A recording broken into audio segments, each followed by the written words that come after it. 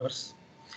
In this chapter, we'll discuss about different types of harbors, how the sites means how planning is done, okay, during construction of this harbor, study of different natural phenomena like wind, tides, and wave action that will be studied.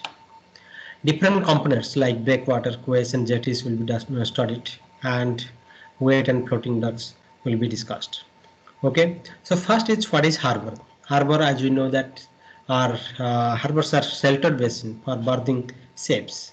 Okay, it is partly enclosed area which provides safe and suitable accommodation for supplies, refueling, repair, loading and unloading cargo.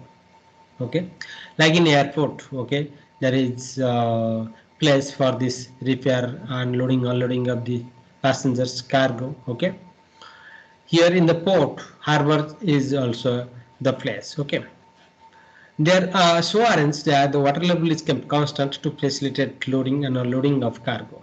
Okay, the docks means docks are landing in harbor.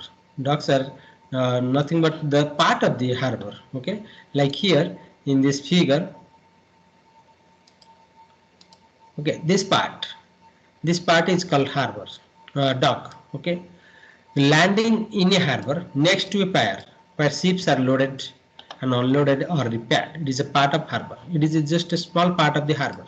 Total is called harbor. Okay, and this is called dock. The dock is a part of harbor where ships are tied. Okay, tied with the piers. Port is like port is whole means this harbor and the storage facilities. Okay, communication facilities like parking or something, or the terminal facilities, all including everything. It is called port. Means whole place where this shipping is carried out. Means shipping station, we can say shipping station, or the whole station is called port. So port is a harbor where marine terminal facilities are provided. A port is a place where regularly provides accommodation for transfer of cargo and passengers to and from the ships. So a port includes a harbor.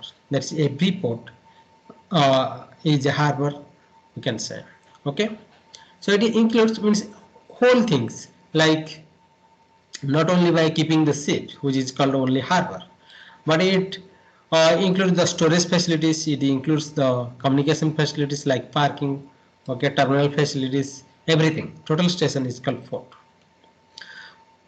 Characteristic of a good harbor means it should be connected with roadway and a railway. Okay, for the transportation, for the best transportation. Surrounding lands should be fertile and densely populated.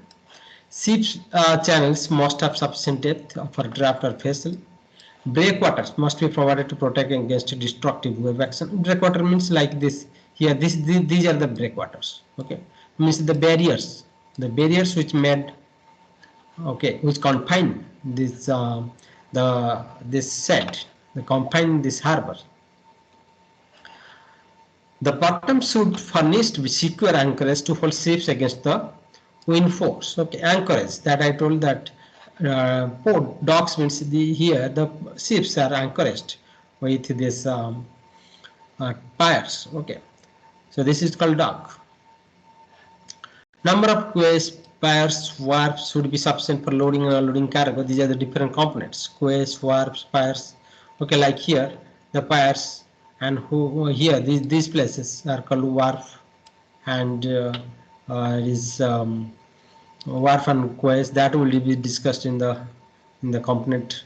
Okay, in the component section. Okay, it should have facilities like fuel, repair for ships. Harbor area should be sufficiently large. It should have enough cold storage. Next is classification of docks. Docks actually classified into two types. One is for loading and unloading, which is called wet docks. That is for only loading and unloading of the passengers and cargo.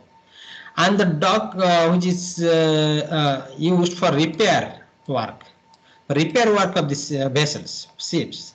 That's called dry docks. Okay, it is called dry docks. Means there must be two places in every port or every harbor. There should be two places. One is wet dock, another place is for dry dock. This dry dock place means it is used specially for repair work. Weight dock is used for specially for loading and unloading. Next is components. So different components here. This is the harbor. Okay, the layout of a harbor. We can say different components. Okay, entrance channel. This is called entrance channels where ships are entered into this. Okay, entered into this harbor.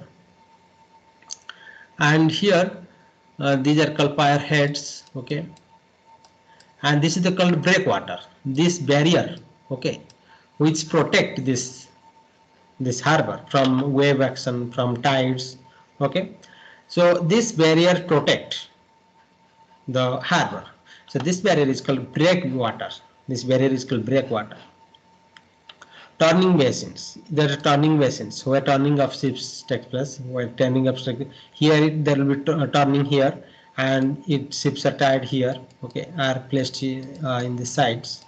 Okay, and here there will be here ships are placed like here ships are placed.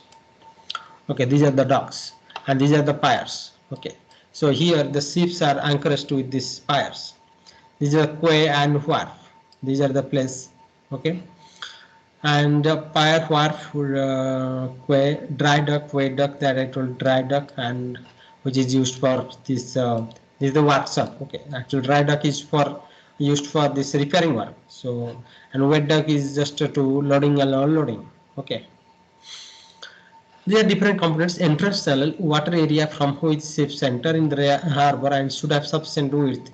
100 for small harbors, 100 to 160 for medium, and 160 to 260 for large harbors. Breakwater means a protective barrier made of concrete or coarse rubble masonry constructed from shore towards the sea to enclose harbor. Turning basin, it is water area which is required for maneuvering the ship after entering into the harbor, and it is large enough to permit free turning. Sheltered basin, it is area protected by shore and breakwaters. Piers, it's solid platform at which berthing of ships on both the sides are possible. Like here, the piers, okay, both sides of the piers, the berthing of the ships, okay, is takes place. Sheltered basin is area protected by shores and break. I mean, these areas are called sheltered basin.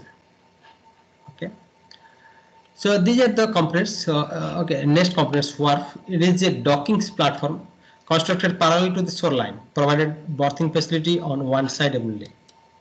Okay, like here this is a wharf.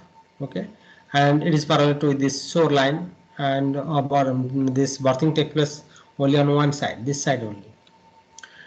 Next is quay, which is also docked parallel to the whole this shore, which is solid structure providing berthing on one side and retaining the earth on the other. Dry dock, it is a chamber provided for maintenance, repairs, and construction of ships, includes walls, floors, and gates. And wet dock, due to variation in tidal level, an enclosed basin is provided where the number of ships can be berthed. It has an entrance which is controlled by lockgate. Okay. And jetty is a solid platform constructed perpendicular to the shoreline for berthing of ships. Okay, like here, the jetty is here. They are narrow. Okay, narrow solid platforms. Okay. So these are the different components that will be, all the components will be discussed in the next class in detail. Okay. So for this class today, thank you.